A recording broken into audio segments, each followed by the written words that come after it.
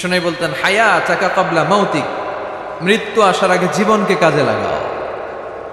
এই জীবন আল্লাহর দেয়া সবচেয়ে দামি উপহার আমাদের জন্য, এটাকে যেন আমরা কাজে লাগাই। এরপরে বিষ্ণু বলতেন শাবাবাকা ক্বাবলা হারামিক, বার্ধক্য আসার আগে তোমার যৌবনকে কাজে লাগাও। আমি তো দেখতে পাচ্ছি আমার সামনে 99% শ্রোতাই হচ্ছে যুবক।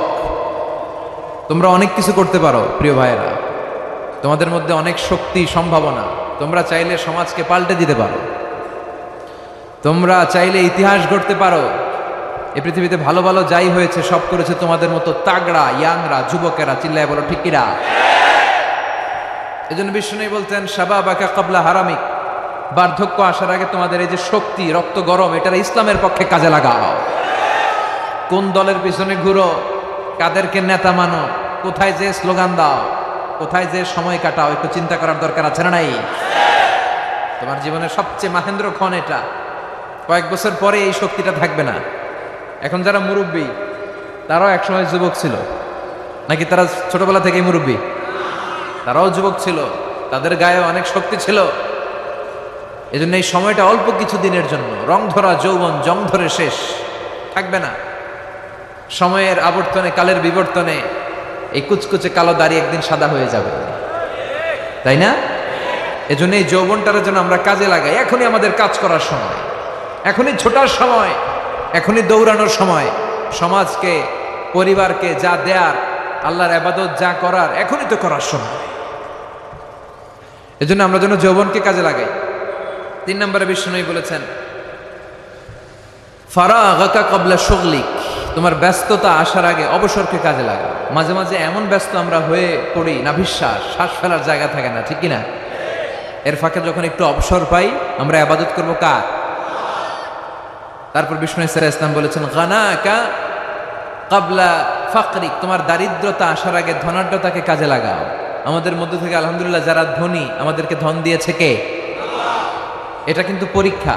আল্লাহ ধনী বানিয়ে মানুষকে পরীক্ষা করে, আবার কাউকে গরিব বানিয়ে পরীক্ষা করে, ঠিক কিনা? তাই যারা সম্পদশালী হয়েছি তারা যেন এটাকে কাজে লাগায়, ইসলামের পক্ষে কাজে লাগাই। জাকাত যাদের ফরজ হয়েছে আমরা যেন জাকাত দেই। জাকাত যারা আদায় করে তাদেরকে পছন্দ করে কে? দে জাকাত, দে জাকাত, তোরা দে রে জাকাত, তোর দিল খুলবে পরে, আগে খুলু খাত। দে জাকাত, দে জাকাত, তোরা দে রে জাকাত, ঠিক কিনা? জাকাত দিলে আল্লাহ আপনার সম্মানকে বাড়িয়ে দিবে। বিশ্বনবী সাল্লাল্লাহু আলাইহি ওয়াসাল্লাম বললেন গানাকা ক্বাবলা ফাকরিক, তোমার দারিদ্রতা আসার আগে ধনাঢ্যতাকে কাজে লাগাও। এজন্য সম্পদশালী যারা হয়েছেন, আপনাকে এই সম্পদ দিয়েছে কে? চিল্লায় বলেন কে? নাকি আপনি মালিক হয়েছেন? এটা তো কারুনের স্বভাব ছিল। কারুন বলতো ইন্নামা উতীতুহু আলা ইলমিন ইনদি, আমি আমার জ্ঞান বিবেক আর বুদ্ধি দিয়ে সম্পদ কামিয়েছি। না, তুমি তোমার জ্ঞান বিবেক বুদ্ধি দিয়ে কিছুই কামাতে পারো নাই। তোমাকে সম্পদের মালিক বানিয়েছে কে? এরপর বিষ্ণু সাল্লাল্লাহু আলাইহি ওয়াসাল্লাম বললেন সিহহাতাকা ক্বাবলা মারাদিক ক্বাবলা সাকমিক, তোমার অসুস্থতা আসার আগে তুমি তোমার সুস্থ সময়টাকে ইসলামের পক্ষে কাজে লাগাও। আমরা যখন অসুস্থ থাকি তখন আমাদের কিছু করার ক্ষমতা থাকে? এই যে এখন আমরা সুস্থ যে রইলাম, আমাদেরকে সুস্থ রাখলো কে? এই সুস্থতার মর্যাদা যেন আমরা বুঝি। এই 5টা জিনিস আসার আগে 5টা জিনিসকে কাজে লাগাতে বলেছে বিশ্বনবী মুহাম্মদুর রাসূলুল্লাহ সাল্লাল্লাহু আলাইহি সাল্লাম। আমরা যেন এগুলোকে কাজে লাগাই। এই যে আমাদের সময়টা আমরা যেন কাজে লাগাই, আমরা যেন ইখলাসের সাথে, ইয়াকিনের সাথে, ঈমানের সাথে কথাগুলো শুনি এবং জীবনটাকে যেন পরিবর্তন করি। আল্লাহ তুমি তৌফিক দাও। আরো জোরে পড়ি আমিন। মাতামুহুরি ব্রিজের পূর্ব পাশে দিঘির পাড় আলামিন ইসলামী কাফেলার সিরাতুন নবী সাল্লাল্লাহু আলাইহি ওয়াসাল্লামের মাহফিল। আজকের প্রোগ্রামের মোহতারাম সভাপতি আলহাজ মাওলানা নুরুল হক সাহেব, সিনিয়র শিক্ষক, আমজাদিয়া ফাজিল ডিগ্রি মাদ্রাসা। আসছে আপনি? মাশাআল্লাহ, তাবারাকাল্লাহ, হুজুর চলে আসছে। এরপর আছেন আলহাজ শওকত ওসমান শওকত, চেয়ারম্যান কাকাড়া ইউনিয়ন পরিষদ। আসছে? ওই যে দেখা হয়েছে যে, ঠিক আছে। প্রধান বক্তা আল্লামা ডক্টর, এগুলো বাদ দিবেন, শুধু মিজানুর রহমান আজহারি। আমার পরপরই কথা বলবে আল্লামা আবু ইয়াহিয়া জাকারিয়া আল হুসাইনি, ঢাকা। আচ্ছা, কথা বলবে আলহাজ মাওলানা কফিল উদ্দিন, মাওলানা আবুল কালাম সাহেব, যারাই কথা বলেছে এবং বলবে, আল্লাহ তাদের কথা থেকে কোরআন সুন্নাহর আলোকে যা আমরা শুনবো পাবো, আমরা যেন আমল করতে পারি, আল্লাহ তুমি তৌফিক দাও। আর জোরে পড়বো আমিন। আমরা আজকে কোরআনের সবচাইতে দামি সূরা থেকে কিছু কথা শুনবো, ইনশাআল্লাহ। পড়েন, বলেন কোরআনের সবচেয়ে দামি সূরা কোনটি? সবাই বলেন। একজন বলছে ইখলাস, আর আপনারা সূরা ফাতিহা, আপনারা বাকারা, ওইদিকে ফাতিহা, পিছনে দলাদলি দেখছেন? হ্যাঁ, আসলে সবচেয়ে দামি সূরা কোনটা আপনার? হ্যাঁ বলেন, কোন সূরা ছাড়া নামাজ হবে না? বাইতুল মুকাররমের ইমাম সাহেব যদি পড়ে সূরা ফাতিহা ছাড়া, কাবা ঘরের ইমাম শাইখ আব্দুর রহমান আস-সুদাই সূরা ফাতিহা ছাড়া নামাজ পড়ছে, হবে? এমনকি বিশ্বনবী নিজেও যদি সূরা ফাতিহা ছাড়া নামাজ পড়ে, ওই নামাজটা হবে? হবে না। কারণ বিশ্বনবী নিজেই বলেছেন, লা সালাতা লিমান লাম ইয়াকরা বিফাতিহাতিল কিতাব। যে ব্যক্তি সূরা ফাতিহা সালাতে পড়ে না, তার সালাত হয় না। বিশ্বনবী বলেছেন, এটা হচ্ছে আফদালুস সুয়ার, আ'যামুস সুয়ার, বুখারীর বর্ণনা, আ'যামুস সুয়ার মিনাল কুরআনিল কারীম, কোরআনের সবচাইতে দামি সূরা। যে সূরা ছাড়া নামাজ হয় না। সূরাটার নাম মুখস্থ আছে না সবার? নাই কার কার দেখি? আমি কই নাই কার কার? একজন হাত তুলে কয় আছে। সবার মুখস্থ আছে না? আলহামদুলিল্লাহ। অনেক হিন্দু ভাইদেরও মুখস্থ, অনেক হিন্দু ভাইরাও সূরা ফাতিহা পড়ে, জানেন? আল্লাহ তাদের হৃদয়ের ভিতরেও তুমি ইমানের নূর দিয়ে হৃদয়টাকে নূরানি করো। এটা আমাদের রেসপন্সিবিলিটি। আমরা মুসলমানরা যদি আমাদের ইসলামের সঠিক কথা, বার্তা, মেসেজগুলো ঠিকমতো পালন করতাম, এই দেশে কোনো হিন্দু থাকতে পারতো না। সব ইসলামের সৌন্দর্য, ভালোবাসা, ইসলামের ভিতরে ঢুকলেই লাভ, এই লাভ দেখা সব কালেমা পড়ে মুসলমান হয়ে যেত, ঠিক কিনা? কারণ আমরা নিজেরাই তো মানি না, নিজেদের মধ্যে কিলাকিলি আছে না নাই? তো এগুলো দেখে হিন্দুরা ভাবে আমরা যে ধর্ম পালন করি এটাই ভালো। এজন্য আমরা আমাদের ধর্মকে, আমাদের বিশ্বাস, আমাদের ধর্ম বিশ্বাসকে যেন আমরা রিপ্রেজেন্ট করতে পারি সুন্দরভাবে, সহজভাবে।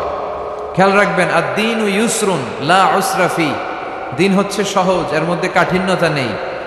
ইউরিদুল্লাহু বিকুমুল ইউসরা ওয়ালা ইউরিদু বিকুমুল উসরা। আল্লাহ তোমাদের জন্য সহজ চান, আল্লাহ তোমাদের জন্য কঠিন চান না, ঠিক কিনা? আল্লাহ এই দিনের মধ্যে কোনো কাঠিন্যতা দেন নাই। বিষ্ণু ঈসা ইসলাম বলেছেন, বাশশিরু ওয়ালা তুনাফিরু, ইয়াসসিরু ওয়ালা তুআসসিরু। তোমরা সুসংবাদ দাও, মানুষকে দিন থেকে ভাগিও না।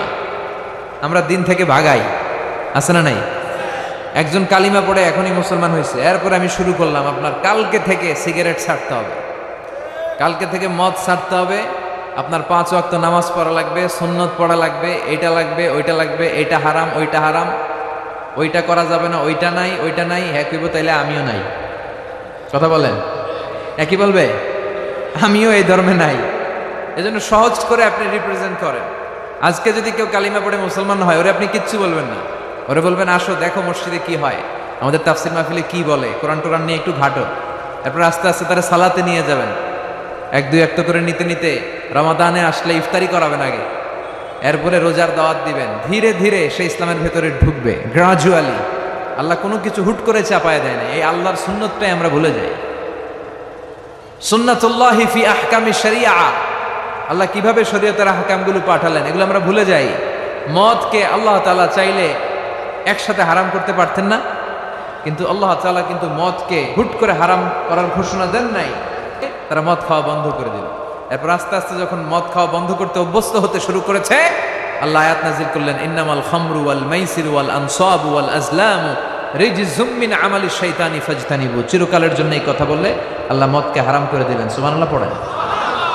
দেখেন কিভাবে আস্তে আস্তে, গ্রাজুয়ালি। এটাই বুঝতে চায় না অনেকে। এটা আমাদের আস্তে আস্তে যে করতে হবে, পরিবর্তনটা যে আস্তে আস্তে হবে। আগে তো হৃদয়ে জায়গা করে নেবেন মানুষের। আগে মানুষের কোথায় ঢুকতে হবে? হৃদয়ে জায়গা করে নেন। তারপর ঠিকই মানুষের একটা আত্মবিশ্বাস আপনার উপর তৈরি হবে, আস্থার জায়গা তৈরি হবে। তখন আপনি মানুষকে গাইড করতে পারবেন। শুরুতে কয় হারাম, শুরুতে কি কয়? হারাম। মানুষকে ভয় দেখায়। বিশ্বনবী নিষেধ করেছেন, ভয় দেখাবা না, খবরদার। বাশশিরু, সুসংবাদ দাও, জান্নাতের সুসংবাদ দাও, ক্ষমার সুসংবাদ দাও, আল্লাহ মহান, আল্লাহ দয়ালু, দ্য বিউটি অফ ইসলাম, ইসলামের সৌন্দর্যগুলো তুলে ধরো, বুঝাতে চেষ্টা করো যে ইসলামের নিয়মগুলো এটা স্বাস্থ্যসম্মত, এটা পরিবেশ বান্ধব, এটা আকলে ধরে, এটা সিভিলাইজড, এটা সভ্য একটা ধর্ম, এগুলো বুঝাও। সৌন্দর্যগুলো আগে মানুষের চোখের সামনে তুলে ধরো, অটোমেটিক্যালি মানুষ ইসলামের রাস্তায় চলে আসবে। চিৎকার করে বলেন ঠিক কিনা? আর শুরুই যদি করেন হারাম দিয়া, শুরুতেই কয়ে দিলাম হারাম, কেউ শুনবে? এজন্য আমরা যেন ইসলামকে সহজ ভাবে, ইসলাম যেভাবে এসেছে সহজ পদ্ধতিতে, এইভাবে যেন মানুষের কাছে পৌঁছে দিতে পারি, তাহলে মানুষ রিসিভ করতে পারবে সহজে। আল্লাহ তুমি বুঝার তৌফিক দান করো। তাহলে কোরআনের সবচেয়ে দামি সূরার নাম আরো জোরে বলেন, সূরাতুল ফাতিহা। আউয়ালুস সুওয়ার নাযালা কামিলান, কোরআনের সর্বপ্রথম যেই সূরাটা পূর্ণাঙ্গভাবে একসাথে নাজিল হয়েছে সেটার নাম হচ্ছে সূরাতুল ফাতিহা। এর আগে কোন সূরা পরিপূর্ণভাবে একসাথে নাজিল হয় নাই। 5 আয়াত, 2 আয়াত, 3 আয়াত, পরে বিষ্ণু এগুলো মিলাই নিছে। সুবহানাল্লাহ পড়েন। আমরা কত সহজে কোরআন পেয়ে গেলাম। বিষ্ণু যখন কোরআনের আয়াতগুলো আসতো, তিনি পড়তে পড়তে পড়তে পড়তে মুখ দিয়ে ফেনা তুলে ফেলতেন। আল্লাহ বললেন, লা তুহাররিক বিহি লিসানাকা লিতাআজালা বিহি ইন্না আলাইনা জামাআহু ওয়া কুরআনা। ও নবী, কোরআন পড়ার জন্য এত পেরেশান হবেন না। জিব্রাইল এসে যখন পড়ে যায়, আপনি সিম্পলি ওনার সাথে সাথে একবার পড়েন। এই কোরআনকে আপনার হৃদয়ে ঢুকায় দেওয়ার, হেফজ করায় দেওয়ার, আপনার সিনায় রেখে দেওয়ার দায়িত্ব কার? এরপর থেকে বিষ্ণু ইসা ইসলাম আর তাড়াহুড়ো করতেন না, সিম্পলি একবার পড়তেন, অটোমেটিক্যালি মুখস্থ হয়ে যেত। সুবহানাল্লাহ পড়েন। তাহলে কোরআনের সবচেয়ে দামি সূরার নাম সবাই বলেন কি নাম? সূরাতুল ফাতিহা। এটাকে বলা হয় প্রিফেস অফ দ্য বুক, মানে কোরআনের ভূমিকা, হ্যাঁ, introductory chapter of the holy কোরআন, কোরআনের প্রারম্ভিক চ্যাপ্টার, যেই চ্যাপ্টার দিয়ে আল্লাহ এই কোরআনটাকে শুরু করেছেন। কোরআনে মোট চ্যাপ্টার কয়টা? 114টা। চ্যাপ্টার কয়টা? 114টা। কোরআনটা খুললেই সর্বপ্রথম যে চ্যাপ্টারটা পড়ে, যে সূরাটা পড়ে, সূরাটার নাম সূরাতুল ফাতিহা। আবার বিষ্ণু বলেছেন এই সূরাতুল ফাতিহা হচ্ছে এই আল কোরআন আল কারীমের মা। সুবহানাল্লাহ কইবেন না? উম্মুল কিতাব, উম্মুন মানে মা, কেন্দ্রবিন্দু। পুরো কোরআনে আল্লাহ যা বলেছে সূরাতুল ফাতিহার 7 আয়াতের ভেতরে আল্লাহ সংক্ষেপে তা বলেছে। তার মানে পুরো কোরআনকে যদি আপনি সংক্ষিপ্ত করে দেন সেটা সূরা ফাতিহা হয়ে যায়, আর সূরা ফাতিহাকে যদি আপনি ব্যাখ্যা করতে শুরু করেন তাহলে পুরো কোরআন হয়ে যায়। সুবহানাল্লাহ বাড়ি থেকে বললেন। এটা উম্মুল কিতাব। আবার এই সূরার আরেকটা নাম হচ্ছে সূরাতুল ওয়াফিয়া, মানে অখণ্ড সূরা। এই সূরাকে খণ্ড খণ্ড করে পড়া যায় না। কোরআনের অন্য অনেক সূরাকে খণ্ড করে পড়া যায়। কেউ সূরা আর রহমানের প্রথম 10 আয়াত প্রথম রাকাতে পড়লো, তারপরের 10 আয়াত দ্বিতীয় রাকাতে পড়লো, কোনো সমস্যা আছে? নাই। কিন্তু কেউ যদি ফজরের 2 রাকাত নামাজের প্রথম রাকাতে সূরা ফাতিহার অর্ধেক পড়লো, দ্বিতীয় রাকাতে বাকি অর্ধেক পড়লো, তার নামাজ হবে? কারণ এটা পূর্ণাঙ্গ সূরা, অখণ্ড সূরা। এই সূরাকে খণ্ড খণ্ড করে পড়া যায় না, ভাগ করে পড়া যায় না। এটা পড়লে পুরোটাই পড়তে হয়। চিৎকার করে বলেন ঠিক কিনা? আবার এই সূরার আরেকটা নাম হচ্ছে সূরাতুদ দুআ। কি নাম? দোয়া মানে কি? দোয়া করা। দোয়া মানে প্রার্থনা করা, চাওয়া, মাগনা, ফরিয়াদ করা। বিষ্ণু বলেছেন, ইযা ইসতাআনতা ফাসতাইন বিল্লাহ। সাহায্য চাইতে হলে আল্লাহর কাছে চাও, কিছু চাইলে আল্লাহর কাছে চাও। সাহায্যের দরকার হলে একজনের কাছে হাত পাতো, তিনি কে? এই সূরাতে আমরা আল্লাহর কাছে চাই। আমরা প্রতিদিন নামাজের মধ্যে বলি ইহদিনাস সিরাতাল মুস্তাকিম। এটা কিন্তু অনেক দামি দোয়া। অনেকে দোয়া খুঁজে পায় না, দোয়া খুঁজে পায় না। এটা সবচাইতে দামি দোয়া। এত দামি দোয়া যেটাকে প্রত্যেক নামাজে পড়াটাকে আল্লাহ ওয়াজিব করে দিয়েছে। ও আল্লাহ, show us the right path, show us the correct path, show us the middle path. আল্লাহ, আপনি আমাদেরকে মধ্যম পন্থাটা দেখান, সঠিক রাস্তাটা দেখান, যে রাস্তায় আপনি দুনিয়াতে উঠে যাবেন আর হাঁটতে হাঁটতে দেখবেন এই রাস্তার শেষ মাথা ঢুকে গিয়েছে জান্নাতে। তাহলে কেমন করে আল্লাহর কাছে চাইবেন, কেমন করে দোয়া করবেন, এই কথাটাও এই সূরার ভেতরে আছে না নাই? এরপরে এই সূরার আরেকটা নাম হচ্ছে সূরাতুশ শিফা অথবা সূরাতুর রুকিয়া, ঝাড়ফুঁক করার সূরা। অনেকে কি দিয়ে ঝাড়ফুঁক করবে খুঁজে পায় না, আছে না নাই? আপনি সূরাতুল ফাতিহা পড়ে ঝাড়ফুঁক করবেন। অসুস্থ ব্যক্তির গায়ে সূরা ফাতিহা পড়ে ফু দিলে সুস্থ করে দেয় কে? রব্বুল আলামিন বলেন, وَنُنَزِّلُ مِنَ الْقُرْآنِ مَا هُوَ شِفَاءٌ وَرَحْمَةٌ لِّلْمُؤْمِنِينَ وَلَا يَزِيدُ الظَّالِمِينَ إِلَّا خَسَارًا। আল্লাহ বললেন, আমি কোরআনের মধ্যে শিফা রেখেছি, এই আল কোরআন আল কারীমের ভেতরে আমি আল্লাহ রহমত দিয়েছি। কোরআন পড়ে ফু দিলে অসুস্থ ব্যক্তিরে সুস্থ করে দেয় কে? আপনি যেই কোনো রোগে আক্রান্ত হন না কেন, আপনি যদি সূরা ফাতিহা পড়ে ফু দেন, সুস্থ করবে কে? বিশ্বাস হয় না সন্দেহ লাগে? যাদের বিশ্বাস হয় তাদের ফুতে কাজ হয়ে যাবে, আর যাদের সন্দেহ লাগে এরা হাজারবার ফু দিলেও কোনো কাজ হবে না। বিষ্ণু ঈসা ইসলাম সূরা ফাতিহা পড়ে সাহাবাদেরকে ফু দিতেন, আবার সূরা ইখলাস, সূরা ফালাক, সূরা নাস পড়ে ফু দিতেন। মা আয়েশা যখন অসুস্থ হতেন আর এসে যখন বিষ্ণু ঈসা ইসলামের কাছে বলতেন, ইয়া রাসূলুল্লাহ, আমি অসুস্থ, আপনি আমার জন্য দোয়া করেন, বিষ্ণু ঈসা ইসলাম মা আয়েশাকে সূরাতুল ইখলাস, সূরাতুল ফালাক আর সূরাতুন নাস পড়ে হাতের মধ্যে ফু দিতে বলতেন, আর বলতেন, এই হাতে ফু দিয়ে তুমি হাতটা মাথা থেকে পা পর্যন্ত মাসাই করো, তোমার সুস্থ করে দিবে কে? এটার বলে তিন কুল, কুল আস-সালাসা। কি বলে? তিন কুল, সূরাতুল ইখলাস, সূরাতুল ফালাক আর একটা সূরাতুন নাস। এগুলো পড়ে ফু দিবেন, অসুস্থ ব্যক্তি সুস্থ হয়ে যাবে। আবু সাঈদ আল খুদরি রাদিয়াল্লাহু তাআলা আনহু, উনি একবার একটা সফরে বেরোলেন। উনি সফরের মধ্যে দেখলেন আরবের কিছু গোত্রের লোক একপাশে দাঁড়িয়ে আছে, আর সবাই মিলে একজন লোককে মন্ত্র পড়ে ফু দিচ্ছে। তিনি বললেন, কি হয়েছে তোমাদের? তারা বলল, আমাদের নেতাকে সাপে কামড় দিয়েছে, বিষাক্ত সাপ, এত ভেনোমাস স্নেক, এটা আমাদের এই সর্দারকে আর বাঁচানো সম্ভব না, সে সাপের কামড়ে বিষাক্ত হয়ে এখনই মারা যাবে। আল্লাহ রাসূলের সাহাবী বললেন, তোমরা কি করতেছো? সবাই বলল, আমাদের যার যত মন্ত্র জানা আছে ফু দিচ্ছি। লোকজন পড়তেছে, সুমন্তর সু কালিকুত্তার গু, এরকম এদেশে পড়ে না? হ্যাঁ, তো এগুলোতে কেউ সুস্থ হয়? কথা বলেন। আল্লাহ রাসূলের সাহাবী বললেন, কোনো মন্ত্রতন্ত্রে কাজ হবে না, আমার কাছে এমন এক জিনিস জানা আছে যেটা পড়ে আমি ফু দিব, সুস্থ করে দিবে কে? আবু সাঈদ আল খুদরি রাদিয়াল্লাহু তাআলা আনহু গেলেন, সবাইকে সরিয়ে তিনি সূরা ফাতিহা পড়লেন। উনি এর আগে জীবনে কখনো রুকিয়া করে না, এই ঝাড়ফুঁক করে না, এই প্রথম অন টেস্ট। কি করতেছে? অন টেস্ট করতেছে। উনি সূরা ফাতিহা পড়ে ফু দেওয়ার সাথে সাথে মুহূর্তের মধ্যে অসুস্থ ব্যক্তিরা সুস্থ হয়ে যায়। এবার সাহাবীদেরকে অনেকগুলো ছাগল দেয়া হলো। শুরুতে চুক্তি ছিল যে আমাদেরকে অনেকগুলো ছাগল দিতে হবে, কোনো বর্ণনায় এসেছে 30টি, কোনো বর্ণনায় তার 24। এবার সাহাবারা ছাগল নিয়ে ফিরে আসতেছেন, পথিমধ্যে প্রচন্ড ক্ষুধা লেগেছে, কয়েকটা ছাগল জবাই করে সবাই খেলেন। এরপর মদিনায় ফিরে আসলেন, সবাই বললো, যে কোরআন দিয়ে ফু দিয়ে যে ছাগল আনলাম, আবার ছাগলের গোশতও খাইলাম, এটা জায়েজ হয়েছে কিনা বিশ্বনবীর মাসালা জিজ্ঞেস করার দরকার আছে না নাই? সবাই মদিনাতে যে বিশ্বনবীর মাসালা জিজ্ঞেস করতে লাগলো, ইয়া রাসূলুল্লাহ, আমরা কোরআন দিয়ে রুকিয়া করেছি, ঝাড়ফুঁক করেছি, তার বিনিময়ে 30টা ছাগলও নিয়েছি, এখন কি করব বলেন? বিশ্বনবী বললেন, কিছু করা লাগবে না, আরো খাও, খাও, কোনো সমস্যা নাই, কারণ তোমরা কোরআনের দাম বাড়াই দিছো, এটা জায়েজ হয়েছে। আর তোমরা ভাগ বটোয়ারা করে ছাগল নেওয়ার পরে ছাগলের গোশত কিছু থাকলে আমারও দিও। সুবহানাল্লাহ পড়বেন না? সূরাতুল ফাতিহা, এটাকে বলে সূরাতুর রুকিয়া, সূরাতুশ শিফা। পৃথিবীর অনেক দেশে, মুসলিম দেশে, ওখানে আমি দেখেছি রুকিয়া সেন্টার আছে। কি সেন্টার?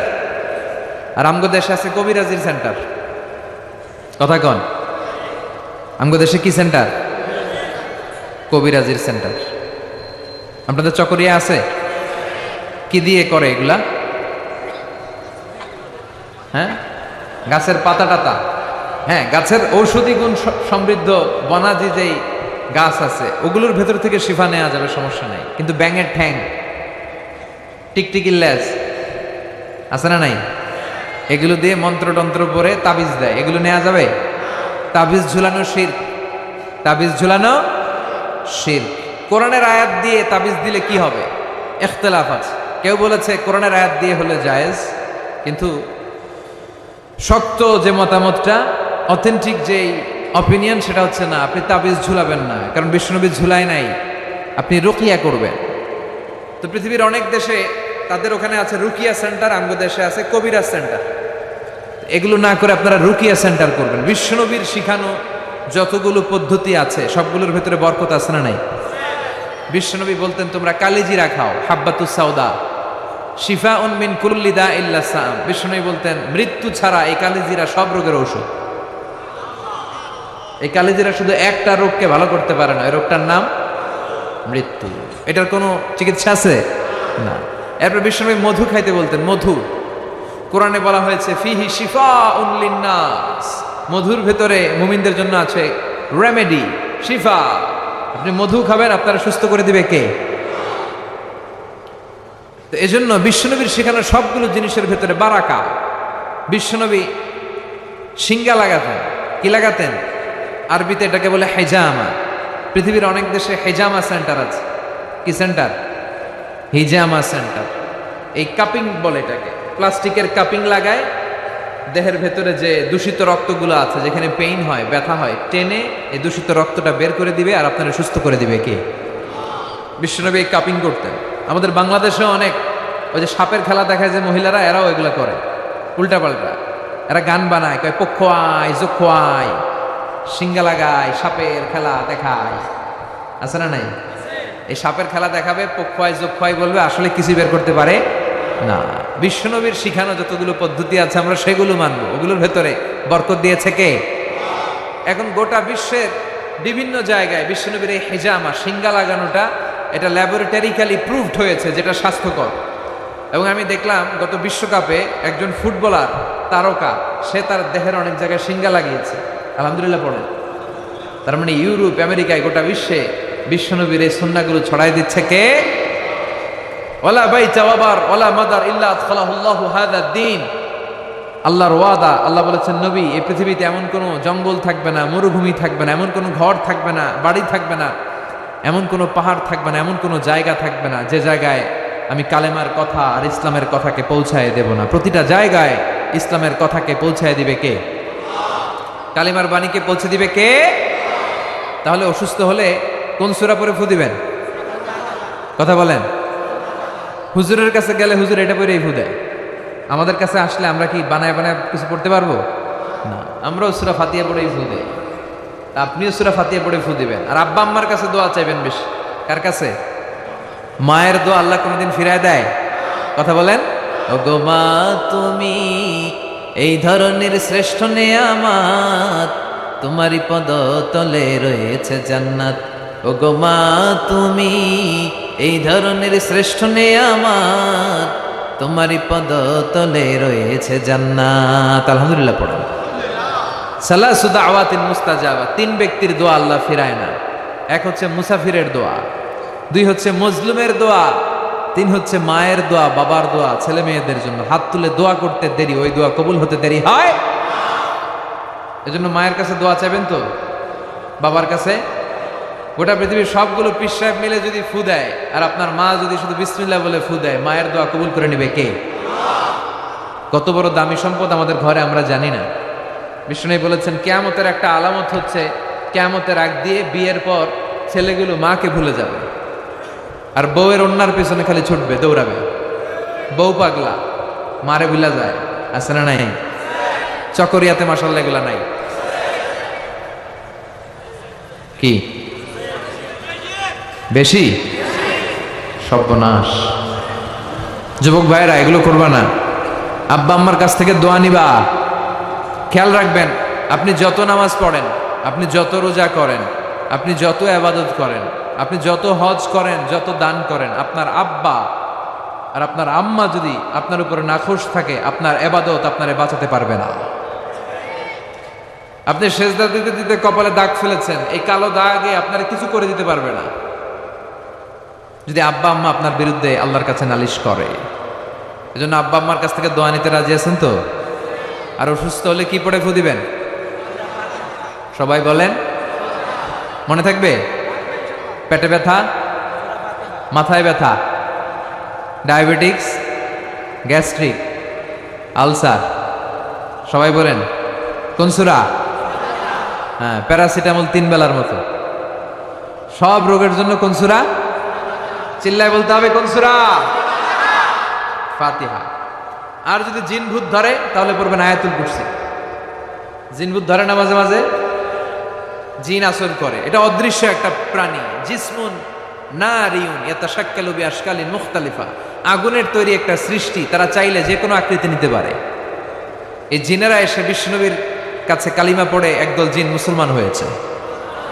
বিশ্বনবীর কণ্ঠের সুমধুর তেলাওয়াত শুনে একদল জিন বলেছে, আর ওই কথাটা আল্লাহ কোরআনে কোট করেছে, ইন্না সামি'না কুরআনান আজাবা ইয়াহদি ইলা রুশদি ফাআমান্না বিহি। আমরা কি আজীব কোরআনের তেলাওয়াত শুনলাম, যে কোরআন মানুষকে হেদায়েতের পথ দেখায়। এর চেয়ে কোনো দামি জিনিস পৃথিবীতে নাই, ফলে এই কোরআনের উপর আমরা ঈমান আনলাম। এই জিন জাতীয় বিষ্ণু ঈসা ইসলামের কাছে ঈমান এনে কালিমা পড়ে মুসলমান হয়েছে। এই জন্য এই জিনেরা মাঝে মাঝে আমাদের ক্ষতি করে। টয়লেটে ঢুকার আগে এই জিন থেকে আল্লাহর কাছে পানাহা চাবেন, আল্লাহুম্মা ইন্নী আউযু বিকা মিনাল খুবুসি ওয়াল খাবাইস। খুবুস হচ্ছে খবিসের প্লুরাল, আর খবিসাতুন এটার প্লুরাল হচ্ছে খাবাইস, মানে আল্লাহ খারাপ জিন, খারাপ পরি, মানে জিন আর জিন্নাহ, পুরুষ জিন নারী জিন, এই সব ধরনের খারাপ জিনের নজর থেকে তুমি আমাকে হেফাজত করো। এরা টয়লেটের ভেতরে থাকে, এই দোয়া পরে যখন আপনি ঢুকে যান ওদের চোখের সামনে পর্দা নামিয়ে দেয় কে? ওরা আপনার কোনো ক্ষতি করতে পারে? কিভাবে আপনি প্রোটেকশন নেবেন? এই দোয়াগুলো পড়ার মাধ্যমে সব বিশ্বনবী শিখাই গেছে। আপনি কখন কিভাবে পড়লে you will get the perfect protection from your lord, আপনি আল্লাহর কাছ থেকে প্রোটেকশন পাবেন, এগুলো পড়ে না। এই জন্য জিন ভূতে যদি আসর করে, অশরীরী কোনো প্রাণী যদি আপনার উপর ভর করে ক্ষতি করতে চায়, আপনি যদি ফিল করেন, আপনি আয়াতুল কুরসি পড়বেন, আপনি সূরা ফালাক সূরা নাস পড়ে ফু দিবেন, জিনের বাদশাও দিবে দৌড়। কথা বলেন। আর প্রত্যেক ফরজ সালাতের পরে এই আয়াতুল কুরসি পড়া লাগবে কি লাগবে না?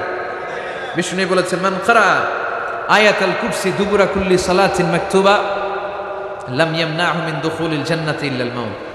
প্রত্যেক ফরজ সালাতের পরে যে একবার আয়াতুল কুরসি পড়ে, তার জান্নাতে যাওয়ার ক্ষেত্রে আর কোনো বাধা থাকে না, একটা জিনিস ছাড়া, সেটা হচ্ছে তার মরণ। লোকটা মরে না, তাই জান্নাতে ঢুকে না, মরলেই জান্নাতে ঢুকবে। সুবহানাল্লাহ, আসতে পড়েন। ওরে আল্লাহ, ইদানিং অনেক লম্বা লম্বা চিঠি দেয় অনেকে, মনের সব আকুতি মিনতি হুজুরের কাছে ঝেড়ে প্রকাশ করে। আমার একটা পেজ আছে, ফেসবুক পেজ, তো ওখানেও লম্বা লম্বা চিঠি দেয়, এত বড় বড় চিঠি, জীবনের সব দুঃখ কষ্ট আজহারি ভাইয়ের কাছে বলে ফেলে। তো আল্লাহ তাদেরকে কবুল করুক, যারা ইসলামিকলি সলিউশন চায়, যারা অন্যদিকে না যে কোরআনে কি আছে সুন্নায় কি আছে ওইভাবে সাজেশন চায়, আল্লাহ তাদের সবাইকে তুমি কবুল করো। তাহলে আমরা অসুস্থ হলে সূরাতুল ফাতিহা পড়বো, ঠিক কিনা? এই সূরার আরেকটা নাম দিয়েছেন বিশ্বনবী, সেটা হচ্ছে সাবউল মাসানি। কি নাম? চিল্লায় বলেন। وَلَقَدْ آتَيْنَاكَ سَبْعًا مِّنَ الْمَثَانِي وَالْقُرْآنَ الْعَظِيمَ। আল্লাহ বললেন, নবী আমি আপনারে সাবউল মাসানি দিয়েছি, আমি আপনারে নিত্য পাঠনীয় 7টা বাক্য দিয়েছি, আর কোরআনে আজিম দিয়েছি। বিশ্বনবী বলেন, এই সূরাতুল ফাতিহার এত দাম, এই সূরার মতো মর্যাদার সূরা তাওরাতের ভেতরে নাই। আল্লাহু আকবার। এই সূরার মতো মর্যাদা পুরনো সূরা ইনজিলের ভেতরে নাই।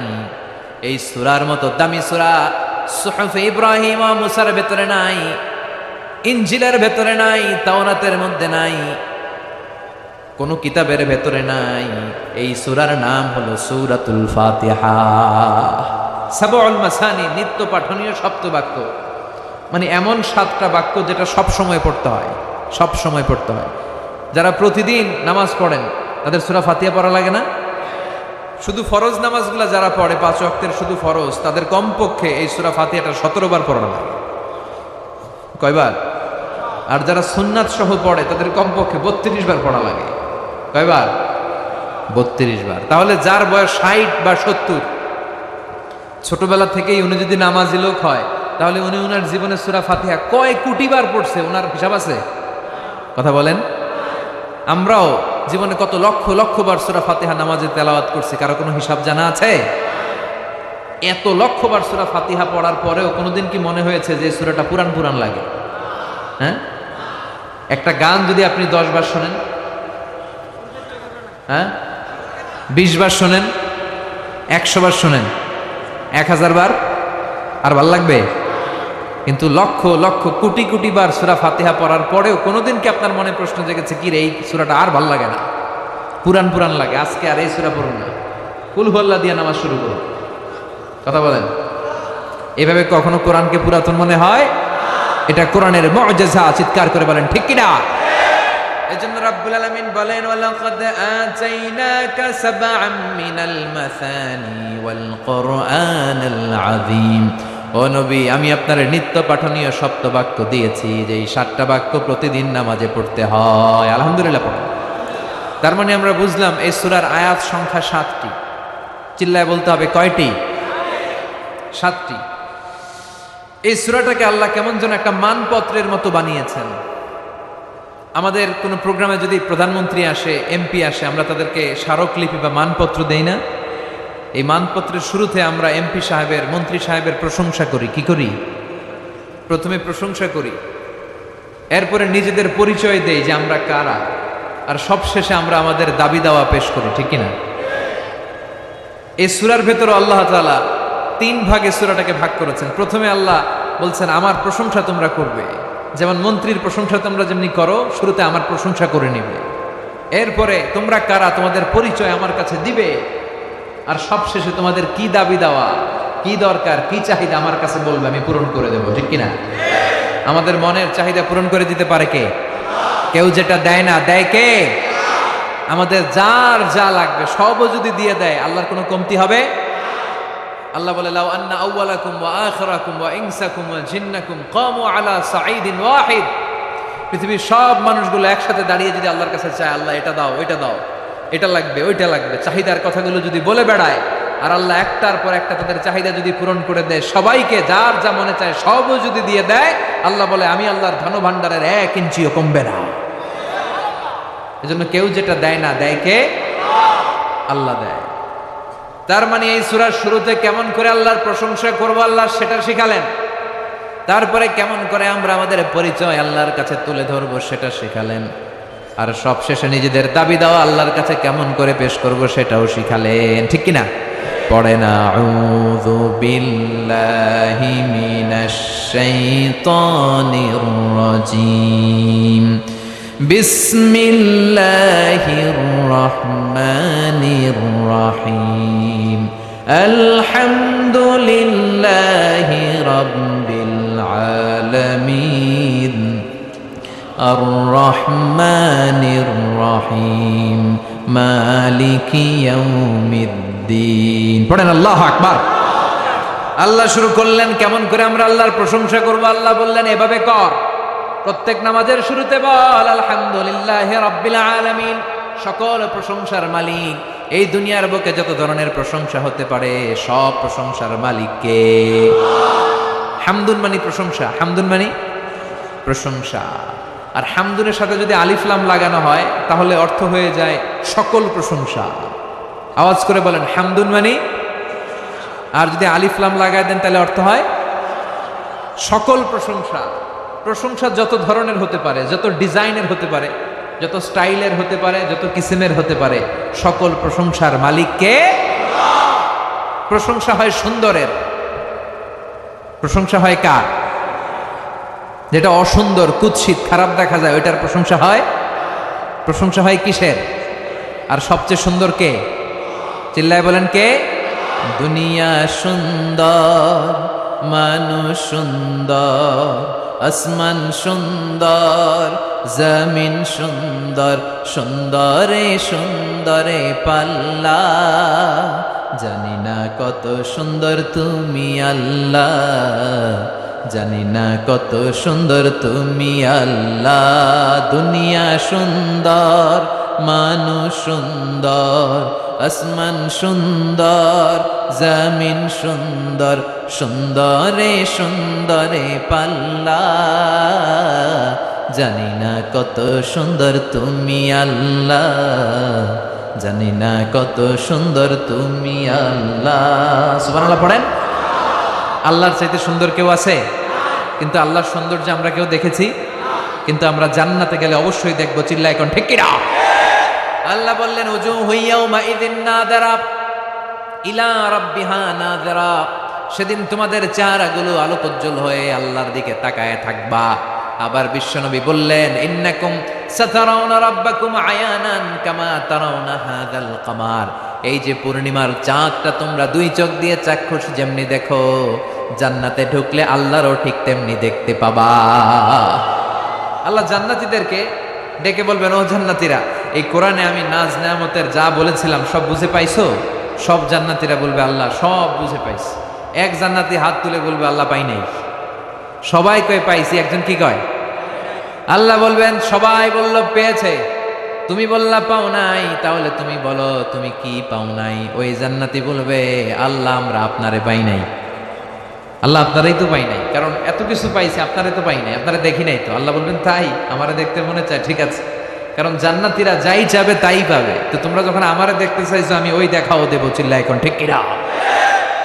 আল্লাহ তখন বিশাল কনফারেন্স রুম করবেন, ওই রুমের ভিতরে, ওই হলের ভিতরে আল্লাহ সবাইকে বসার সুযোগ দিবেন জান্নাতীদেরকে, এবং সেখানে আল্লাহ তাআলা নিজের সৌন্দর্য, নিজের নূরের তাজাল্লি জান্নাতীদের কাছে প্রকাশ করে দিবেন। সব জান্নাতীরা বসবে, বসার পর আল্লাহ নূরের তাজাল্লি সামান্য এক মুহূর্তের জন্য জান্নাতীদেরকে দেখাবেন। একটা মুহূর্ত, লম্বা সময়ের জন্য নয়। সবাই বসবে বিশ্বনবী সবার সামনে, তারপরে নবীরা, সিদ্দিকিন, সুহাদা, সালেহিন, এরপরে আমরা যারা জান্নাতে যাওয়ার সুযোগ পাবো আমরাও বসবো ইনশাআল্লাহ। পড়েন, বসা লাগবে না? যাওয়া লাগবে না? আল্লাহরে দেখা লাগবে না? সবাই বসবে। বসার পরে আল্লাহ তাআলা তখন হঠাৎ করে সাডেনলি এক মুহূর্তের জন্য নূরের ঝলকানি দেখিয়ে পর্দা নামিয়ে দিবেন। এক মুহূর্তের জন্য, লম্বা সময়ের জন্য নয়। কিন্তু জান্নাতীরা ওই এক মুহূর্তের ঝলকানি দেখে অপলক নেত্রে এরকম তাকায় থাকবে,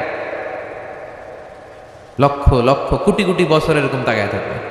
কিন্তু সামনে কি আর নূরের ঝলক আছে? ওইটা আসছিল এক মুহূর্তের জন্য, তারপরেই তো নাই। কিন্তু কি যে দেখলাম, কি সুন্দর, ওইটা দেখে লক্ষ কোটি বছর শেষ হয়ে যাবে, কেটে যাবে। সুবহানাল্লাহ পড়েন। তার মানে প্রশংসা হয় সুন্দরের, আর আল্লাহর চাইতে সুন্দর মহাবিশ্বে কেউ নাই। এজন্য সকল প্রশংসার মালিক কে?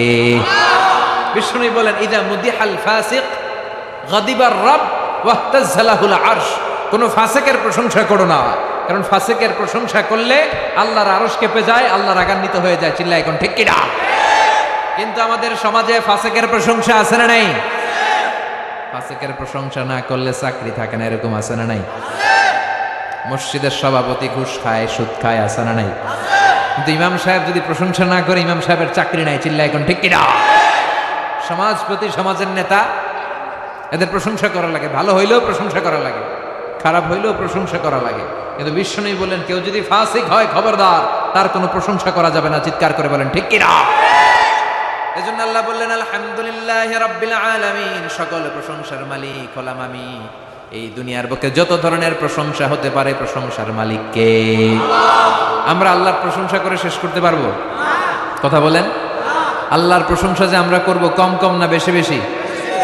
বিষ্ণু ইসা ইসলাম মসজিদে নববীতে নামাজের ইমামতি করছেন।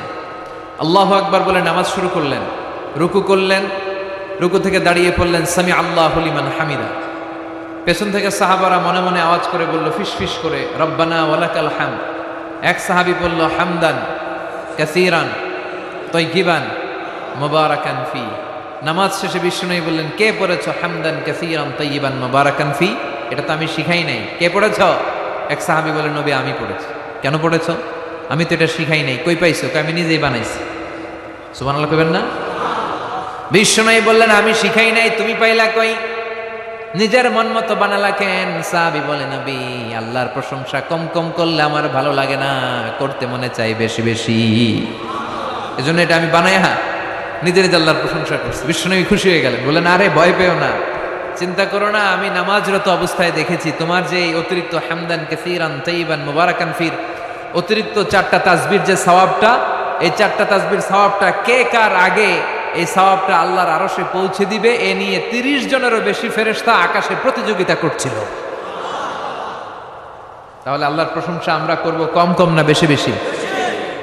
সকল প্রশংসার মালিক কে? আল্লাহর সবচেয়ে বেশি প্রশংসা করেছে কে? বিশ্বনবী মুহাম্মদ সাল্লাল্লাহু আলাইহি ওয়াসাল্লাম। এজন্য ওনার নামের ভেতরেও প্রশংসার শব্দ আছে না নাই? আলহামদু এসেছে হামিম দাল থেকে। বিশ্বনবীর নামের ভেতরে এই হামিম দাল আছে না নাই? বিশ্বনবীর সবচেয়ে বিখ্যাত নাম হচ্ছে মুহাম্মদ। বিখ্যাত নামটা কি? এর ভেতরে হামিম দাল আছে না নাই?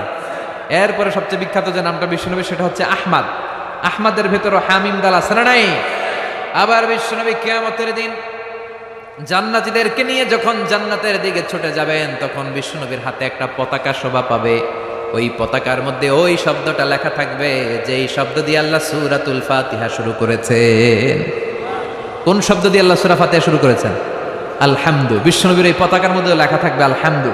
সুবহানাল্লাহ পড়েন। লিওয়াউল হামদ মানে প্রশংসার পতাকা। কারণ এই নবী দুনিয়ার বুকে সবচাইতে বেশি প্রশংসা করেছে কার? এজন্য এই নবী প্রশংসার পতাকা নিয়ে জান্নাতবাসীদেরকে সাথে নিয়ে জান্নাতের দিকে ছুটে যাবে। এজন্য আল্লাহ ডেকে বলে, গোলাম আমার প্রশংসা করে কোনোদিন তোরা শেষ করতে পারবি?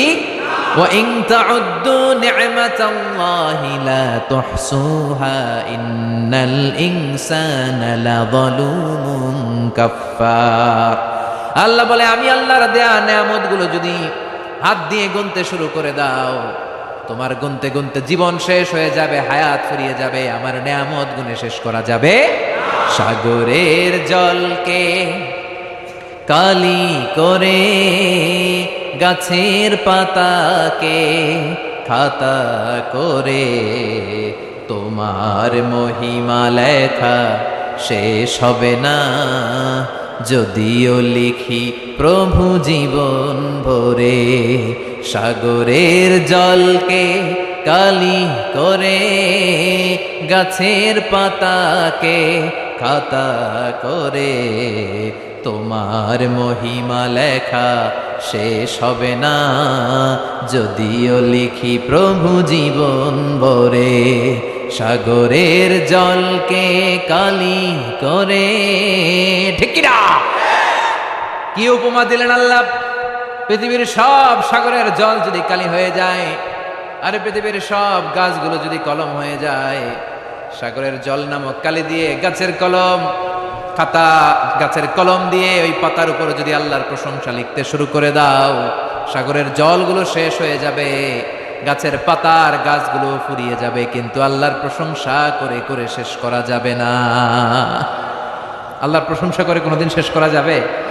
এজন্য সবসময় প্রশংসা করতে হবে কার? কম কম না বেশি বেশি? এজন্য আল্লাহ বললেন আলহামদুলিল্লাহি রাব্বিল আলামিন। সকল প্রশংসা লিল্লাহ, আল্লাহর জন্য। কার জন্য? আমরা সবসময় আল্লাহ নামের জিকির করি কি করি না? जो तो मिटाना चाहे जीवन का तृष्णा, सुबह शाम बोल बंदे कृष्णा कृष्णा कृष्णा। ওরাও ডাকে, কিন্তু ওরা ডাকে কৃষ্ণা কৃষ্ণা কৃষ্ণা, ঠিক কিনা? আমরা বলি जो तो मिटाना चाहे जीवन का जाला, सुबह शाम बोल बंदे अल्लाह अल्लाह अल्लाह, ঠিক কিনা? আল্লাহর নামটা ভালো লাগে? হ্যাঁ, কি সুন্দর একটা নাম আল্লাহ নিজের জন্য বানালেন। আলিফ লাম লাম হা, আলিফ লাম লাম হা, আল্লাহ। ডাক দিলে হৃদয়টা ভরে যায়, ঠিক কিনা? আল্লাহর একটা ডাক দেন, বলেন আল্লাহ, আবারও পড়েন আল্লাহ, আবারও পড়েন আল্লাহ। প্রথমে আল্লাহ আল্লাহ, শেষেও আল্লাহ আল্লাহ, আকাশে আল্লাহ আল্লাহ, জমিনে আল্লাহ আল্লাহ। সবাই পড়েন, প্রথমে আল্লাহ আল্লাহ, শেষেও আল্লাহ আল্লাহ, আকাশে আল্লাহ আল্লাহ, জমিনে আল্লাহ আল্লাহ। নিখিল জাহান গায়ে গুণগান, তার নামে গায় আমরাও গাহি তাআলা, হামদে বারি তাআলা, হামদে বারি তাআলা, হামদে বারি তাআলা। সুবহানাল্লাহ পড়েন। এজন্য হামদে বারি তাআলা যেগুলো আছে এগুলো গাবেন, এগুলো গাইলে আল্লাহর ভালোবাসা হৃদয়ের মধ্যে বাড়িয়ে দিবে কে? এজন্য আল্লাহ বললেন আলহামদুলিল্লাহ, সকল প্রশংসার মালিক হলো একমাত্র আল্লাহ। আমরা বললাম আল্লাহ, আপনি আবার কেমন আল্লাহ? আল্লাহ বললেন রব্বিল আলামিন, আমি হলাম গোটা বিশ্বের রব। রব্বিল আলামিন, গোটা বিশ্বের রব। যত জগৎ আছে সব জগৎ সমূহের রব। আল্লাহর একটা চমৎকার নাম হচ্ছে রব। আল্লাহর একটা চমৎকার নাম কি? কবরের প্রথম প্রশ্ন কি? তোমার রবকে, আমাদের রবকে। আবার আমরা যখন সালাতে রুকু করতে যাই আমরা কি বলি? সুবহানা রাব্বিয়াল, রবের নাম আছে না? এরপরে যখন সিজদায় যাই আমরা কি পড়ি? সুবহানা রাব্বিয়াল আ'লা। আবার বিশ্বনবী যখন আল্লাহর কাছে দোয়া করতেন, বিশ্বনবী রবের নামটা শুরুতে এনে দোয়া শুরু করতেন আর পড়তেন রব্বানা আতিনা ফিদ দুনিয়া হাসানাতাও ওয়া ফিল আখিরাতি হাসানাতাও ওয়া কিনা আযাবান নার। আবার তিনি পড়তেন রব্বানা যালামনা আনফুসানা ওয়া ইল্লাম তাগফির লানা ওয়া তারহামনা লানাকুনান্না মিনাল খাসিরিন। আলহামদুলিল্লাহ পড়েন। তার মানে আমাদের দোয়ার ভেতরে রবের নাম আছে না নাই? রব কাকে বলে? রব মানি বিধানদাতা, রব মানি আইনদাতা, রব মানি রিজিক দাতা, রব মানি হুকুমদাতা, রব মানি চাওয়ার আগে যিনি দিয়ে দিতে পারে তিনি। চিৎকার করে বলেন ঠিক কিনা? সহজ কথায় রব কি যদি বুঝতে চান এভাবে বুঝাবো যে যার যখন যেটা যতটুকু দরকার তাকে তখন সেটা ততটুকু ফরিয়াদ করার আগেই যিনি দিয়ে দেয় তার নাম রব। সুবহানাল্লাহ পড়েন। আমাদের যার যখন যেটা লাগে দেয় কে? দেখেন মায়ের পেটের ভেতরে যখন ছিলাম, মনে আছে ওই কথাগুলো? কার মনে আছে? মনে আছে? মায়ের পেটের ভেতরে যে কেউ 8 মাস কেউ 9 মাস যে ছিলাম, কোন জগতে ছিলাম কিছু খেয়াল করতে পারি? স্মৃতির পাতা হাতরাতে হাতরাতে পেছনে গেলে কতদূর যেতে পারবেন আপনি? 2 বছর, 3 বছর, 1 বছরের ঘটনা কারো মনে আছে? হ্যাঁ, 3-4 বছরের আগে তো কি কি ঘটছে মনেই নাই, ঠিক কিনা? কিন্তু তার আগে যে আপনি মায়ের পেটে ছিলেন, আপনারা খাবার দিল কে? আল্লাহর কাছে ফরিয়াদ করছিলেন, চাইছিলেন যে আল্লাহ মায়ের পেটের ভেতরে 3টা প্যাকেট দিয়ে আল্লাহ রেখেছে ফি যুলুমাতিন সালাস, 3টা গোপনতম প্রকোষ্ঠ, এমন একটা টেম্পারেচার আল্লাহ রেখেছে যেটা আপনার স্বাস্থ্যের জন্য ভালো ছিল। ওই প্রকোষ্ঠের ভিতরে আপনার যতটুকু খাবারের দরকার ততটুকু খাবার, যতটুকু পানির দরকার ততটুকু পানি, যতটুকু অক্সিজেন দেওয়া দরকার ততটুকু অক্সিজেন সরবরাহ করেছে কে? আবার মায়ের পেট থেকে যখন বেরোলাম, আমাদের নাভির সাথে মায়ের জরায়ুর একটা কানেকশন থাকে, ওইটা কেটে দেয়। কেটে দিলে বাচ্চা ওয়া ওয়া করে কাঁদে। আসলে সে আল্লাহরে ফরিয়াদ করে, বলে আল্লাহ পেটের ভেতরে 8 মাস ছিলাম, তুমি একটা লাইন দিয়ে খাবার দিছো, দেখো দুনিয়ার মানুষরা কেটে দিয়েছে, খাবো কি? আল্লাহ বলে গোলাম চিন্তার কারণ নাই, খাবারের একটা লাইন ছিল, এর বদলে আমি তোর মায়ের বুকের ভেতরে এখন খাবারের 2টা লাইনের ব্যবস্থা করে দিলাম। পেটের ভেতরে যখন ছিলাম রিজিক দিল কে? আবার দুনিয়াতে আসার সাথে সাথে মায়ের বুকের দুধ দিয়ে রিজিকের ব্যবস্থা করলো কে? যখন মায়ের বুকের দুধ আমরা খাইতাম আমাদের দাঁত ছিল? কথা কন, দাঁত ছিল আপনাদের? দাঁত ছিল না। দুধ খেতে দাঁত লাগে না, পানি খেতে দাঁত লাগে না, তখন দুধ খেতাম, পানি খেতাম, সুজি খেতাম। বয়স যখন 2, 3, 4 বাড়তে শুরু করলো তখন আমার শক্ত জিনিস খেতে হবে, গোশত খেতে হবে, মাছ খেতে হবে, হাড্ডি চিবোতে হবে। ঠিক তখন আমার দাঁতের দরকার আছে না নাই? ঠিক যখনই দাঁতের দরকার তখনই দাঁত দিল কে? নাকি আমরা অ্যাপ্লাই করছিলাম? অনলাইন রেজিস্ট্রেশন, যাদের দাঁত লাগবে দ্রুত অ্যাপ্লাই করেন, আসন সংখ্যা সীমিত। কি অ্যাপ্লাই করছিলাম? করি নাই। যখন দাঁত লাগে না দেয়ও নাই, যখন লাগছে তখন দিয়ে দিছে, তার নাম রব। চিল্লায় বলেন ঠিক কিনা? এত গেল মানুষের কথা। এবার আপনি গাছপালার দিকে তাকান। গাছপালাটা বেড়ে ওঠার জন্য যখন গাছপালার যেটা দরকার গাছপালারে সব সরবরাহ করলো কে? প্রাণীকুলের মধ্যে খেয়াল করে দেখেন, একটা ছোট্ট প্রাণীর যেভাবে বেঁচে থাকা দরকার সব দিল কে? আপনারা ভাল্লুক দেখছেন, সিংহ দেখছেন, বাঘ দেখছেন? আমাদের এলাকার সিংহ বাঘের চামড়া এক ধরনের, স্ক্যান্ডিনেভিয়ান যে কান্ট্রিগুলো আছে ওগুলোর সিংহ বাঘ ভাল্লুকের চামড়া আরেক ধরনের। আমাদেরগুলা পাতলা, ওগুলা মোটা, কারণ ওগুলা শীত প্রধান দেশের বাঘ। আমাদের আরব বিশ্বে যে উটগুলো আছে এগুলোর চামড়া পাতলা, এগুলোর উপরে লোম নাই। কিন্তু স্ক্যান্ডিনেভিয়ান যে কান্ট্রিগুলো আছে শীত প্রধান দেশ, ওই শীতের দেশেও আমি কিছু ভিডিওতে ওখানে কিছু উট দেখেছি, অদ্ভুত ধরনের উট, এগুলোর গায়ের মধ্যে অনেক বড় বড় লোম দেখছেন আপনারা। কিন্তু আরব বিশ্বের কোনো উটের গায়ের ভেতরে বড় বড় লোম দেখা যায়? কারণ বড় বড় লোম যদি আরব বিশ্বের উটের গায়ে দেয় এরা গরমে বাঁচবে? কথা বলেন। আবার আরব বিশ্বের উটের গা যেরকম পাতলা, এরকম পাতলা করে যদি শীত প্রধান দেশের উট আল্লাহ বানায়, ওরা শীতে বাঁচবে? প্রাণীকুলের মধ্যেও যেই প্রাণীটাকে যেভাবে বানালে তার জন্য বাঁচতে সারভাইভ করতে সুবিধা হবে, চাওয়ার আগে প্রাণীকুলের মধ্যে সেই জিনিসগুলো দিয়ে দিয়েছে কে? এজন্য আল্লাহ ডেকে বললেন, গোলাম আমি হলাম রব। এই দুনিয়ার বুকে কেউ তোদেরকে আইন দিবে না, বিধান দিবে না, আমি আইন দেব, বিধান দেব। সৃষ্টি আমার, আইন চলবেও আমার, জমিনটা আমার, আইন চলবেও আমার, ঠিক কি না? আল্লাহর দেয়া রিজিক খেয়ে, আল্লাহর দেয়া নিমক খেয়ে ওই আল্লাহর রব হিসেবে মানতে চায় না, ওই আল্লাহর দেয়া বিধানগুলোরে মানতে চায় না, ওই ইসলামের কথাগুলো সহ্য হয় না, এরকম উল্লুকটা পাঠা আছে না নাই? সংসদ ভবনে দাঁড়িয়ে, মুসলমানদের টাকার সংসদ ভবন, ওই সংসদ ভবনে দাঁড়িয়ে ইসলামরে বাস দেয় এরকম গাদ্দার আছে না নাই? এগুলোর সাথে মুসলমানদের কোনো সম্পর্ক? এগুলো হচ্ছে আগাছা।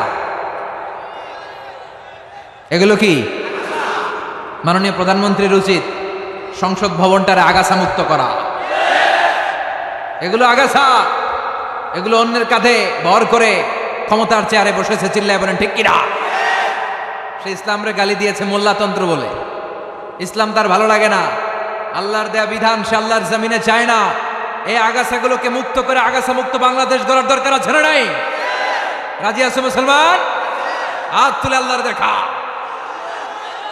আগাছা মুক্ত বাংলাদেশ চাই, যেখানে সবাই ইসলামের পক্ষে কথা বলবে, চিল্লায় বলেন ঠিক কিনা? আমাদের রব কে? আল্লাহ আমারে রব, আল্লাহ আমারে রব, দমে দমে তনু মনে তারি অনুভব। তোমার দুনিয়াতে আমি যেদিকে তাকাই, অথই নেয়ামাতে ডুবে আছি সবাই। পাখ পাখালির গানে শুনি তাসবিহ কলরব, তাসবিহ কলরব। পড়েন আল্লাহ আমারে রব, আলহামদুলিল্লাহ রাব্বিল। আমাদের রবকে আল্লাহ বলেন, গোলাম প্রশংসা ওই আল্লাহর, যে আল্লাহ হলো গোটা জগতের রব। তিনি একটা জগতের রব নয়, তিনি হলেন রব্বিল আলামিন, ঠিক কিনা? মনে রাখবেন, আলাম মানে একটা জগৎ, আলাম মানে কি? আর আলামিন মানে অনেকগুলো জগৎ, মাল্টি ডাইমেনশনাল ইউনিভার্সের মালিক তিনি। তিনি পৃথিবীর মালিক, তিনি প্রাণী জগতের মালিক, তিনি মৎস্য জগতের মালিক, তিনি সৌর জগতের মালিক, তিনি অদৃশ্য জগতের মালিক। সবগুলো জগতের মালিককে আমরা খালি চোখে অল্প কয়েকটা জগৎ দেখি, বিশাল বিশাল জগৎ তিনি উপরে তৈরি করে রেখেছেন। এটাকে বলে মহাকাশ জগৎ। কি বলে? আমরা খালি চোখে যা দেখি এটা কিন্তু আকাশ না, এটা মহাশূন্য। প্রথম আকাশের মহাশূন্য, তারপরে প্রথম আকাশ, এরপরে দ্বিতীয় আকাশের মহাশূন্য, তারপরে দ্বিতীয় আকাশ, তারপরে তৃতীয় আকাশের মহাশূন্য, তারপরে তৃতীয় আকাশ। একটার চেয়ে আরেকটারে বড় করে তৈরি করেছে কে? এই সবগুলো জগতের মালিক কে? এজন্য রব্বুল আলামিন বলেন, আলহামদুলিল্লাহি রাব্বিল আলামিন। কেমন করে আল্লাহর প্রশংসা করব, বুঝতে পারছেন? এরপর আমরা বললাম আর রহমানির রহিম, আপনি দয়ালু, আপনি মেহেরবান। আল্লাহর চাইতে বেশি দয়ালু কেউ আছে নাকি? আমি আমারে যতটা বেশি ভালোবাসি তার চাইতেও আমারে বেশি ভালোবাসে কে? আমার বাবা মা আমারে যত বেশি ভালোবাসে তার চেয়ে আমারে বেশি ভালোবাসে কে? আমার স্ত্রী আমারে যত বেশি ভালোবাসে তার চাইতেও আমারে ভালোবাসে কে? আমার সন্তান আমারে যত ভালোবাসে তার চাইতেও আমারে বেশি ভালোবাসে কে? আল্লাহ তুমি দয়ার সাগর, রহমানুর রহিম। তোমার দয়ায় পূর্ণ আমার সারা নিশিদিন। তোমার দয়ায় পূর্ণ আমার সারা নিশিদিন, ঠিক কিনা? প্রিয় ভাইয়েরা, খেয়াল রাখবেন, আমাদের রব হচ্ছে রহমান, তিনি হচ্ছেন রাহিম। চিল্লায় বলেন আল্লাহর নাম কি? আল্লাহর নাম কি? তিনি রহমান, তিনি রাহিম। তিনি যে কত দয়ালু, তিনি যে কত মেহেরবান, তিনি যে আমারে আপনারে আমাদেরকে কত ভালোবাসে আপনি কল্পনাও করতে পারবেন না। এজন্য নেভার লুজ হোপ, আশা হারানো যাবে না, ভরসা রাখতে হবে একজনের উপর। চিল্লায় বলেন তিনি কে? Every time you feel like you cannot go on, you feel so lost that you are so alone, don't despair and never lose hope, 'cause Allah is always by your side. Inshallah, inshallah, inshallah, you will find your way. Inshallah, inshallah, inshallah, you will find your way. Every time you feel like you cannot go on, you feel so lost that you are so alone. Don't despair and never lose hope, 'cause Allah is always by your side. Inshallah, পড়েন, inshallah, inshallah, you will find your way. আলহামদুলিল্লাহ পড়েন। আল্লাহর উপর ভরসা লাগে? হ্যাঁ, আল্লাহর দয়ালু বলে মনে হয়? ইনশাআল্লাহ পড়বেন না? নেভার লুজ হোপ, আশা ছেড়ে দিও না। এটা কার কথা? আল্লাহর কথা থেকে নিয়ে না শীতটা বানানো। আয়াতটা হচ্ছে লা তাইআসু মির রাহিল্লাহ, আল্লাহর রহমত থেকে নিরাশ হবা।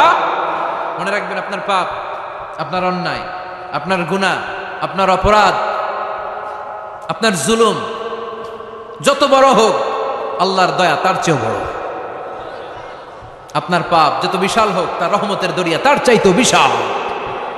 এজন্য আল্লাহ বললেন, আমি রহমান আর রাহিম, আমি দয়ালু, আমি মেহেরবান।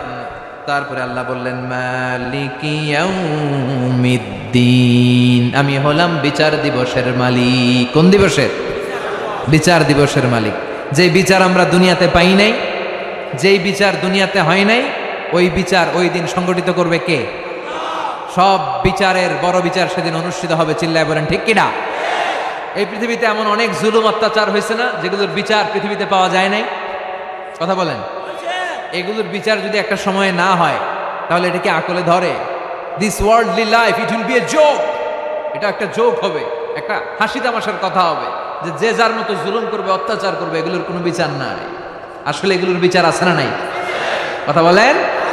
মালিক ইয়াউমিদ্দিন, সেই বিচার দিবসের মালিক, যেদিন কেউ কাউরে পরিচয় দিতে চাইবে না, বন্ধু বন্ধুরে চিনবে না, ভাই ভাইরে চিনবে না, পীর সাহেব মুরিদরে চিনবে না, মুরিদ পীর সাহেবরে চিনবে না, নেতা কর্মীরে চিনবে না, কর্মী নেতারা চিনবে না, ইমাম সাহেব মুসল্লি চিনবে না, মুসল্লি ইমাম চিনবে না, কেউ কাউরে চিনবে না। ওই বিচার দিবসের মালিক হলেন একজন। চিল্লায় বলেন, তিনি কে? এরপর আমরা আল্লাহর কাছে নিজেদের পরিচয় দিলাম। আমরা বললাম, ইয়াকা না'বুদু ওয়া ইয়াকা নাস্তাঈন। আল্লাহ, শুধুমাত্র তোমার ইবাদতই আমরা করি, শুধুমাত্র তোমার কাছে সাহায্য চাই। আমরা ইবাদত করি কার? সেজদা দেই কারে? মাজারে দেয়া যাবে না? কি বলেন? মাজারেও দুই একটা দিলাম, মসজিদেও দিলাম, মাজারেও দিলাম। এই ভাগাভাগি করা যাবে? আল্লাহর সাথে ভাগাভাগি চলে? আল্লাহ হচ্ছে বড় সাহেব, সব রাজার বড় রাজা, তার সাথে কোনো ভাগাভাগি চলে না। চিল্লায় এখন ঠিক কিনা? ইবাদতের পুরোটা তারে দিয়ে দিতে হবে, সেজদা দিতে হবে শুধু একটা জায়গায়, সেজদা পাওয়ার অধিকারী শুধু একজন। চিল্লায় বলতে হবে, তিনি কে? এজন্য আল্লাহ বলে, ইয়াকা না'বুদ ওয়া ইয়াকা নাস্তাঈন। গোলাম, এইভাবে বল যে আল্লাহ, আমাদের ইবাদত, আমাদের সব কিছু তোমার জন্য। ইন্না সলাতি ওয়া নুসুকি ওয়া মাহইয়ায়া ওয়া মামাতি লিল্লাহি রাব্বিল আলামিন। আমার সালাত, আমার রোজা, আমার যাকাত, আমার ইবাদত, সব কিছুর মালিক কে? ইবাদত করতে হবে একজনের, তিনি কে? শিরক করা যাবে? আল্লাহ সব গুনাহ মাফ করে, শিরকের গুনাহ মাফ করে। কক্সবাজারে তো শিরক টিরক নাই না? চকরিয়াতে মাজার টাজার নাই নাকি? মাজারের রাজধানী?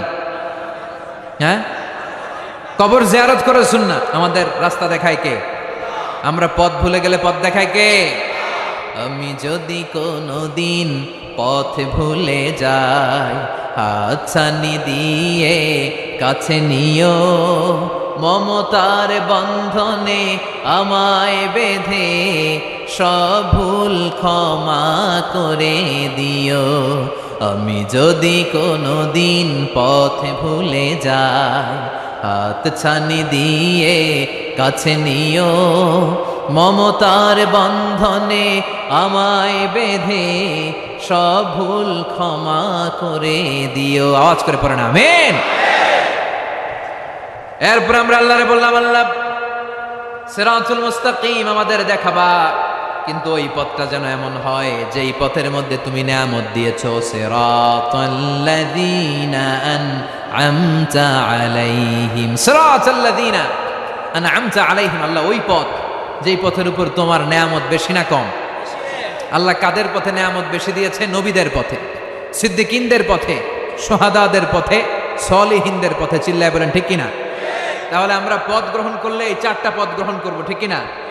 1 নম্বরে নবীদের পথ, 2 নম্বরে সিদ্দিকিনদের পথ, 3 নম্বরে শুহাদাদের পথ, 4 নম্বরে আওয়াজ করে বলেন 1 নম্বরে নবীগিন, 2 নম্বরে সিদ্দিকিন, 3 নম্বরে শুহাদা, 4 নম্বরে সালিহিন। আওয়াজ করে সবাই বলেন 1 নম্বরে, আওয়াজ করে বলতে হবে 1 নম্বরে, 2 নম্বর, 3 নম্বর, 4 নম্বর। এই চারটা